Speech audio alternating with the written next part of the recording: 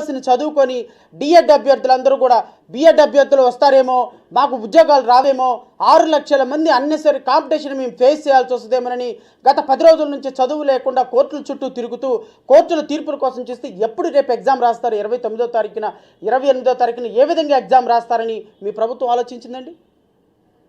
మీ ప్రభుత్వానికి ఉన్న విఘ్నత ఏంటి? అసలు మీ విద్యాశాఖ మంత్రి ఆ బొత్స సత్యనారాయణ లాంటి ఒక నీచ కమీన్ కుత్తే లాంటి వాడిని తీసుకొచ్చి నువ్వు అక్కడ పెట్టుకున్నావే. దేనికైనా బొత్స సత్యనారాయణ కనీసం పనికొచ్చేటువంటి ఒక వ్యక్తిత్వం ఉన్న వ్యక్తేనా? అసలు బొత్స సత్యనారాయణకి తన పేరు ఇంగ్లీష్లో రాయటం వచ్చా? అలాంటి వాడు విద్యాశాఖ మంత్రి? అలాంటి వాడు ఈ నోటిఫికేషన్లు ఇస్తాడా? అలాంటి వాడు ఈ నోటిఫికేషన్ ఇచ్చి లక్షలాది మంది పిల్లలకు భవిష్యత్తును కల్పిస్తాడా? దేనికోసమండి? దేనికోసం నీలాంటి పరమానంద శిష్యులు లాంటి క్యాబినెట్ని పెట్టుకొని ఆ విడుదల రజనీకి ఏ విధంగానూ హెల్త్ డిపార్ట్మెంట్లో మినిమం నాలెడ్జ్ ఉండదు, అటవీ శాఖ మంత్రి రోజాకి మినిమం నాలెడ్జ్ ఉండదు, ఇటుపక్క బొత్స సత్యనారాయణకి మినిమం నాలెడ్జ్ ఉండదు, ఆర్థిక శాఖ మంత్రికి మినిమం నాలెడ్జ్ ఉండదు, న్యాయశాఖ మంత్రి ఎవరో తెలియదు, హోంశాఖ మంత్రి ఉన్న హోమ్ డిపార్ట్మెంట్ని పట్టించుకోరు.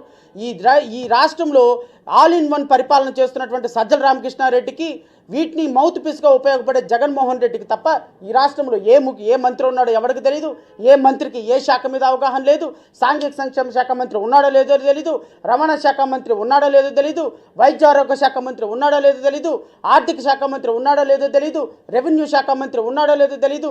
ఏ విషయంలోనూ కూడా ఎవ్వరికీ కూడా అవగాహన లేని పరమానంద శిష్యుల క్యాబినెట్తో ఈ రాష్ట్రాన్ని సర్వనాశనం చేసినటువంటి నీచమైన పరిపాలన చేస్తున్నటువంటి ముఖ్యమంత్రి ఈరోజు 10 లక్షల మంది బీఈడీ విద్యార్థులకి, డిఎస్సి అభ్యర్థులకి ఏమి సమాధానం చెప్తుంది మీ ప్రభుత్వం అని మేము ప్రశ్నిస్తున్నాం.